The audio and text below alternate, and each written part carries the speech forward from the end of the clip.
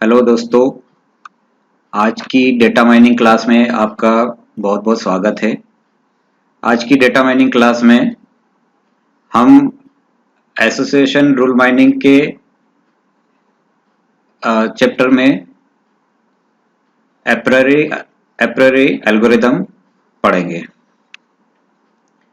एप्रियोरी एक एल्गोरिदम है जिसके द्वारा हम एसोसिएशन रूल को जनरेट करेंगे।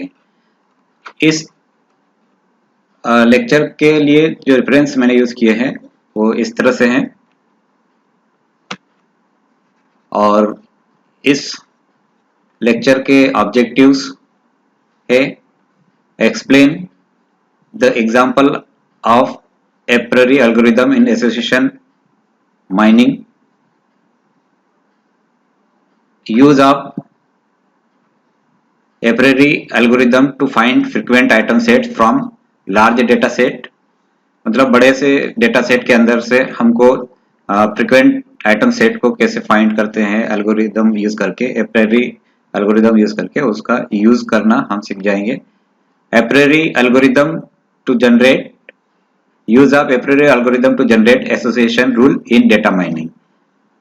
मतलब एप्रियोरी एल्गोरिदम का उपयोग करके हम एसोसिएशन को किस तरह से जनरेट करेंगे वो हम लोग इसमें सीखेंगे। Explain the support and confident with example. Association rule generate करने के लिए जो मेजरिंग टूल होते हैं सपोर्ट और कॉन्फिडेंट, उसको एक एग्जांपल के साथ में हम एक्सप्लेन करना सीखेंगे। तो शुरू करते हैं हम एप्रियोरी एल्गोरिदम। एप्रियोरी एल्गोरिदम एक प्रायोरिटी बेस्ड एल्गोरिदम होता है। Apriori algorithm is useful in mining frequent item sets and generate association rule. मतलब किसी भी डेटा सेट के अंदर हमको फ्रीक्वेंट आइटम सेट को माइन करना और एसोसिएशन रूल को जनरेट करने के लिए एक यूजफुल एल्गोरिदम है जिसे हम एप्रियोरी एल्गोरिदम कहते हैं। Usually you operate this algorithm on A data set containing a large number of transactions. किसी डेटा सेट के अंदर में बहुत सारे ट्रांजेक्शंस होते हैं, उस डेटाबेस के ऊपर में ऑपरेट करने के लिए यह एल्गोरिदम यूजफुल होता है। One such example is the item customers buy at a supermarket।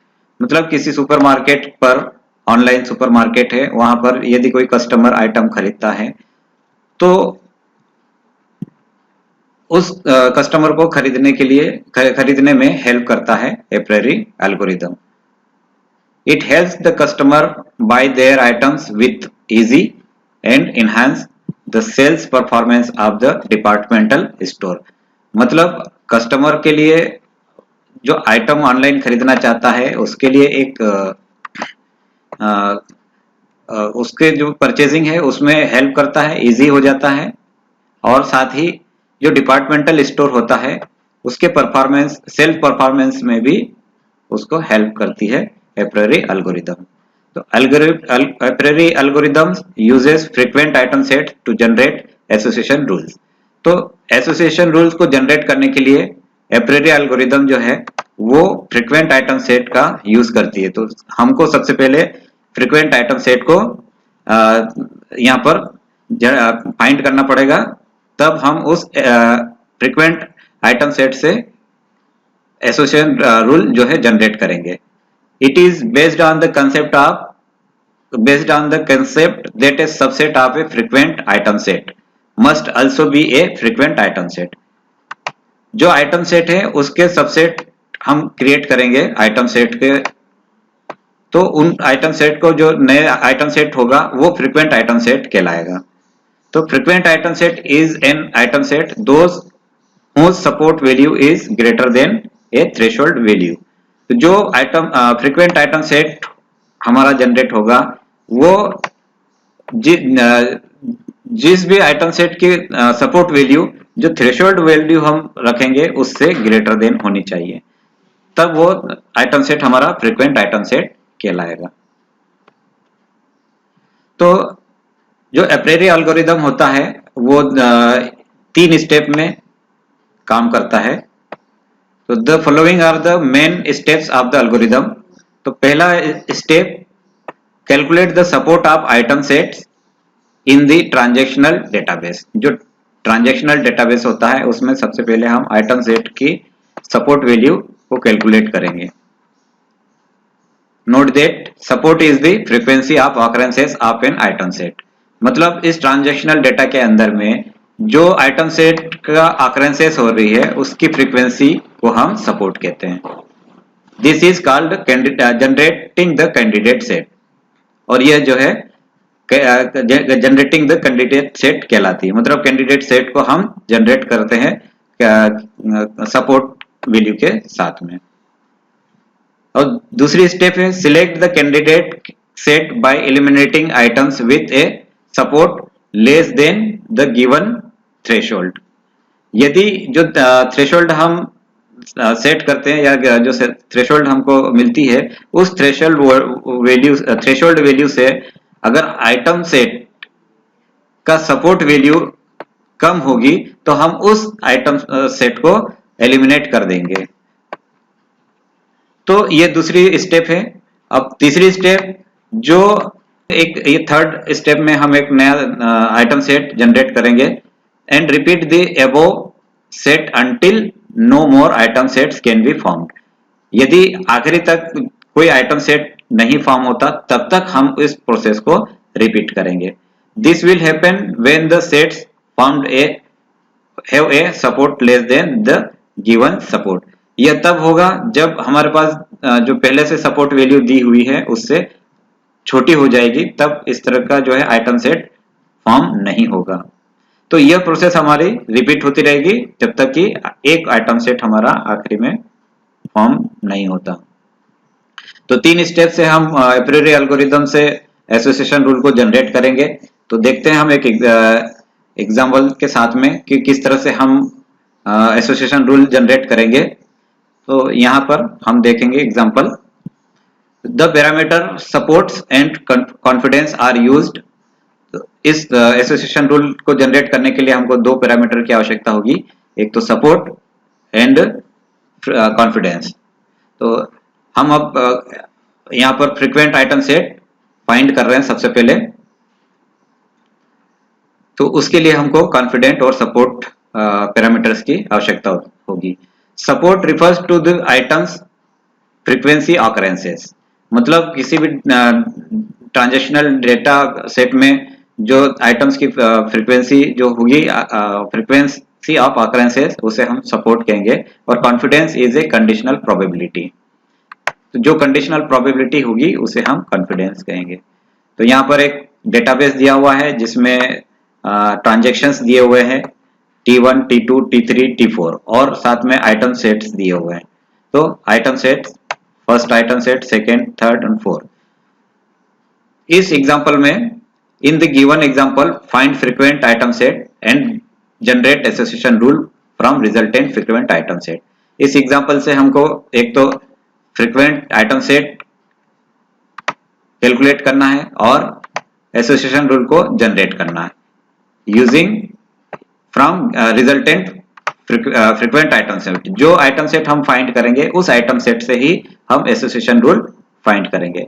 तो इसके लिए हमको मिनिमम सपोर्ट जो दिया हुआ है 50%, और हम मिनिमम सपोर्ट यदि परसेंटेज में हमको मिला है तो हम उसको इंटीजर वैल्यू में भी कैलकुलेट कर सकते हैं। इस तरह से we can also found the integer value of support by given percentage of support. तो इस तरह से हम परसेंटेज से हम इंटीजर वैल्यू फाउंड करेंगे। तो यहाँ पर 50% सपोर्ट, मिनिमम सपोर्ट दिया है, तो 50 divided by 100 multiplied by number of total transactions. इस टेबल के अंदर में जितनी ट्रांजैक्शंस हैं उसको हम मल्टीप्लाइड कर देंगे, तब हमको मिनिमम सपोर्ट जो है इंटीजर वैल्यू में मिल जाएगी। इसी तरह से मिनिमम कॉन्फिडेंस दिया हुआ 50%, तो दोनों जो सपोर्ट और कॉन्फिडेंस मिनिमम वो 50% है। तो जब हम रूल जनरेट करेंगे तो इस मिनिमम सपोर्ट और कॉन्फिडेंस के बेस पर हम एसोसिएशन रूल जनरेट करेंगे। तो स्टार्ट करते हैं हम पहली step. Now we generate candidate की using calculate the support of item sets in the transactional database. इस जो ट्रांजैक्शनल डेटाबेस है इसमें हम सपोर्ट को कैलकुलेट करते हुए कैंडिडेट की जनरेट करेंगे। तो यहाँ पर C1 जो है वो कैंडिडेट की कहलाएगा। अब हम कैंडिडेट की हम इसका बना रहे हैं, तो सबसे पहले हम इस ट्रांजेक्शनल जो डेटाबेस है उस डेटाबेस के अंदर में जितने आइटम्स लिए हैं उस आइटम्स को हम इस तरह से लिखते हैं। तो सबसे पहला item A B C D E F। तो इस पूरे ट्रांजेक्शन के अंदर में जो डेटाबेस के अंदर में जितने आइटम्स है हमने उसको सिक्वेंशियली यहाँ पर लिख लिया। फिर उसका सपोर्ट लिख रहे हैं हम, जैसे A, तो A का सपोर्ट यानी कि इस डेटाबेस के अंदर में A कितनी बार आकर हुआ, तो फ्रीक्वेंसी ऑफ A। तो A को हम इसमें सर्च करते हैं तो 1 2 एंड 3, तो ये A की जो सपोर्ट वैल्यू आएगी वो 3। तो अब B की वैल्यू हम इस पूरे डेटाबेस में देखेंगे B कितनी बार आकर हुआ, तो यहाँ पर 1 और ये 2, तो B की वैल्यू 2। इसी तरह से C, तो C 1 2, तो C की वैल्यू भी 2, और D की वैल्यू 1, तो इसमें D की वैल्यू 1, और E की वैल्यू भी 1 है, और F की वैल्यू भी 1 है। तो इस तरह से कैंडिडेट की हमने जनरेट किया यूजिंग सपोर्ट। तो सपोर्ट यहाँ पर जो फार्मूला दिया हुआ frequency of A and B divided by N। अब सेकेंड स्टेप देखते हैं। सेकेंड स्टेप में select the candidate set bye eliminating items with a support less than given threshold value. अब इसके अंदर में जो हमारी मिनिमम सपोर्ट वैल्यू जो होगी, या जो गिवन जो थ्रेशोल्ड वैल्यू है पहले से जो हमको सपोर्ट वैल्यू जो दी हुई थी, वो मिनिमम सपोर्ट वैल्यू इज 50% या 2। तो जो गिवन मिनिमम सपोर्ट वैल्यू जो दी हुई है उससे जो नीचे अगर कैंडिडेट की के अंदर जो आइटम्स की सपोर्ट वैल्यू आई है उसको हम एलिमिनेट कर देंगे। तो so we will eliminate the item which having less threshold value. तो इसमें जो हमारी थ्रेशोल्ड वैल्यू जो है वो 1 जो है हमारी मिनिमम थ्रेशोल्ड वैल्यू से लेस देन है। तो हम ये 3 जो ट्रांजेक्शन है उसको हम एलिमिनेट कर देंगे। तो नेक्स्ट जो हमारी जो ट्रांजेक्शन टेबल बनेगी वो इस तरह से होगी,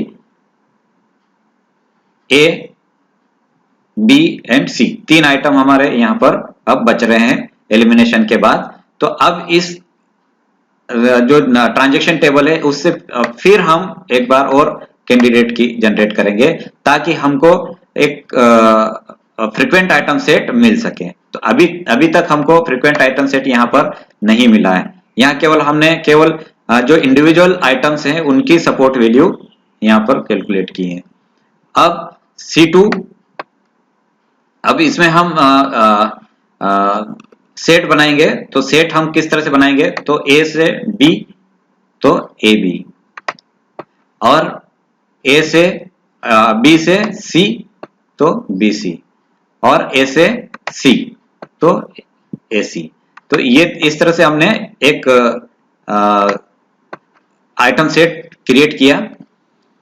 तो यह भी एक item set frequent item set कहलाएगा। लेकिन अभी 3 ट्रांजेक्शन हमारे पास है। जब तक हम एक सिंगल ट्रांजेक्शन नहीं प्राप्त कर लेते हैं तब तक हम इस प्रोसेस को रिपीट करते जाएंगे। तो अब हमारे पास इस तरह से एक आइटम सेट मिल गया। अब इन आइटम सेट का सपोर्ट निकालेंगे हम। तो सपोर्ट हम इस आइटम सेट की फ्रीक्वेंसी हमारे पास जो डेटाबेस दिया गया था उस डेटाबेस में हम फाइंड करेंगे। तो AB, इस जो डेटाबेस के अंदर में AB कितनी बार आकर हुआ है उसको हम यहाँ फाइंड करेंगे। तो सबसे पहले ट्रांजेक्शन में AB आया है तो 1, फिर इसमें कहीं पर भी नहीं है, जो इसका मतलब ये हुआ कि इसका जो सपोर्ट वैल्यू है वो 1 है। फिर दूसरा BC, तो BC, इसमें BC भी एक ही बार आया है तो BC की सपोर्ट वैल्यू भी 1 है। अब AC, तो AC की जो 2 सपोर्ट वैल्यू आई है, तो यहाँ पर हम देखते हैं AC कितने बार आकर हुआ है। तो यहाँ पर AC एक बार हुआ, फिर ये AC 2 बार हो गया, तो इसका सपोर्ट वैल्यू 2 यहाँ पर आ गई। तो इस तरह से हमने नया कैंडिडेट की जनरेट किया, ये सेकंड थर्ड स्टेप में। फिर नेक्स्ट स्टेप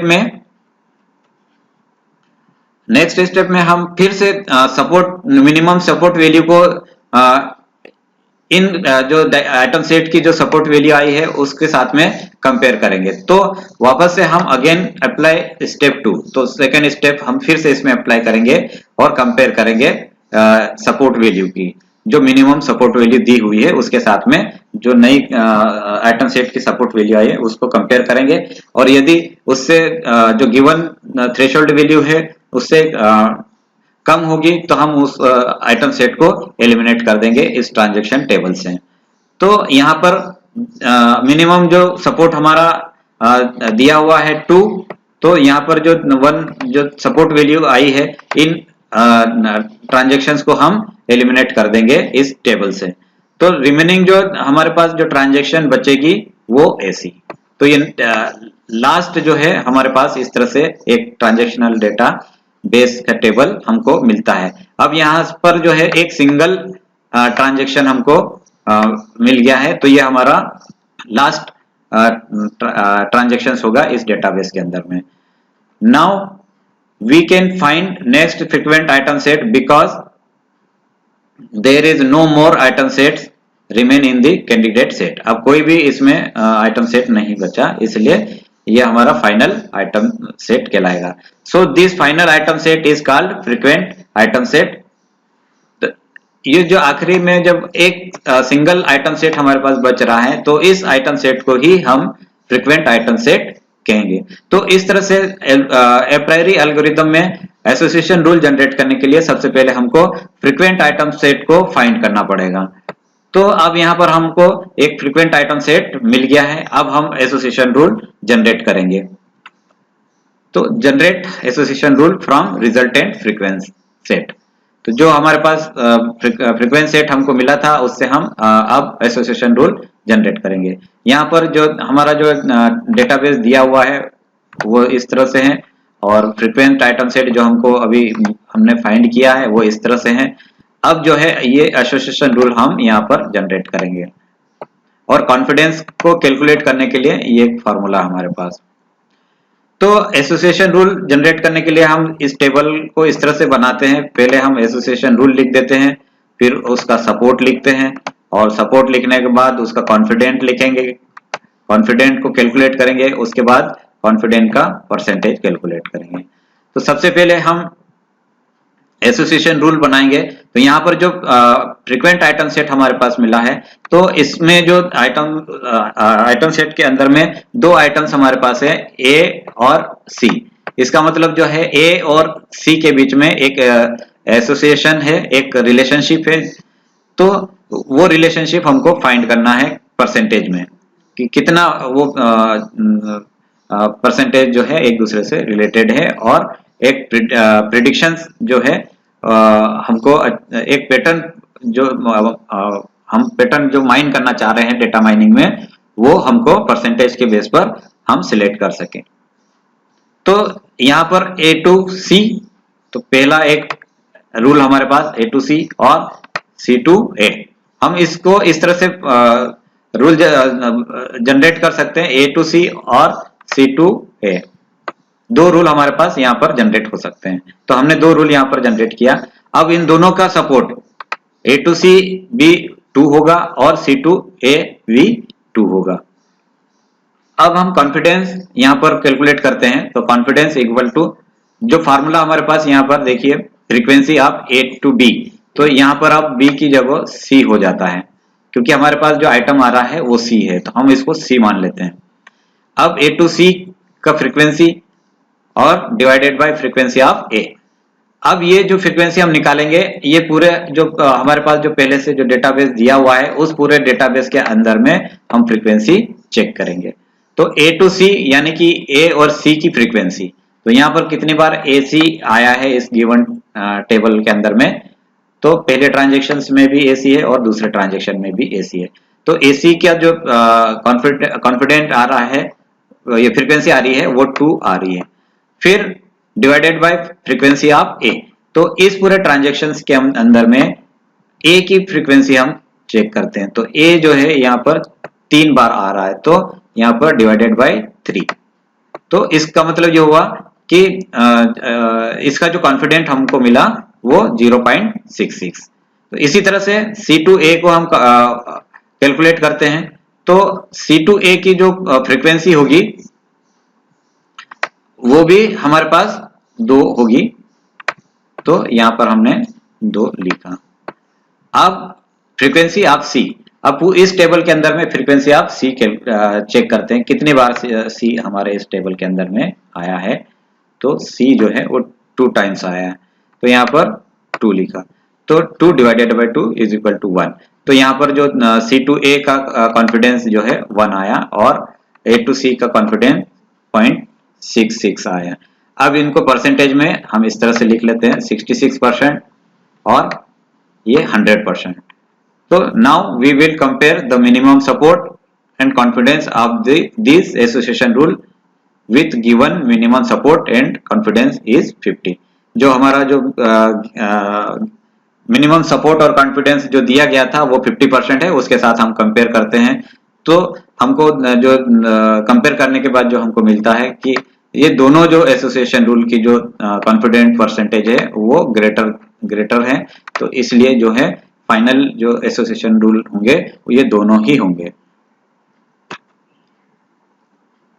तो एसोसिएशन रूल फाइनली जो है इस तरह से हमारे जनरेट हो रहे हैं। If final support and confidence is above then given minimum confidence and support, then we will select the rule for prediction of special pattern. मतलब स्पेशल पैटर्न के लिए अब इन दोनों रूल को हम सिलेक्ट करेंगे। तो इससे जो है कस्टमर को किसी भी ऑनलाइन शॉपिंग के ऊपर में आइटम्स को परचेज करने में हेल्प मिलती है, और जो डिपार्टमेंटल स्टोर होता है उसके सेल्स परफॉर्मेंस में भी उसको हेल्प मिलती है। तो एसोसिएशन रूल जो है वो डेटा माइनिंग किसी भी बड़े डेटा बेस के अंदर में, ट्रांजैक्शनल डेटाबेस के अंदर में कोई स्पेशल पैटर्न का माइनिंग करना होता है, उसके लिए एक पावरफुल एल्गोरिदम है, एप्रायरी एल्गोरिदम, जो एसोसिएशन रूल जनरेट करके एक पैटर्न को जनरेट करता है। तो इस तरह से इस एग्जांपल में जो हमारा फाइनल आंसर होगा वो 2 एसोसिएशन रूल हमको मिलेंगे, क्योंकि जो थ्रेशोल्ड वैल्यू थी वो 50% थी और इन दोनों का जो कॉन्फिडेंस परसेंटेज है वो 50% से एबो है, इसलिए दोनों एसोसिएशन रूल जो है हम सिलेक्ट करेंगे। तो आज की क्लास में हमने देखा एप्रायरी एल्गोरिदम। तो एप्रायरी एल्गोरिदम से हम एसोसिएशन रूल जनरेट करते हैं। तो इस एसोसिएशन रूल जनरेट करने के लिए सबसे पहले हमको सपोर्ट को कैलकुलेट करना पड़ता है। सपोर्ट को कैलकुलेट करने के बाद हम फ्रीक्वेंट आइटम सेट को कैलकुलेट करते हैं और उसके बाद हम एसोसिएशन रूल जनरेट करते हैं। तो आज की क्लास में बस इतना सा। यदि आपको इस लेक्चर के अंत में कोई क्वेश्चंस है आपके, तो आप कमेंट बॉक्स में लिख सकते हैं। तो please subscribe my YouTube channel and thank you.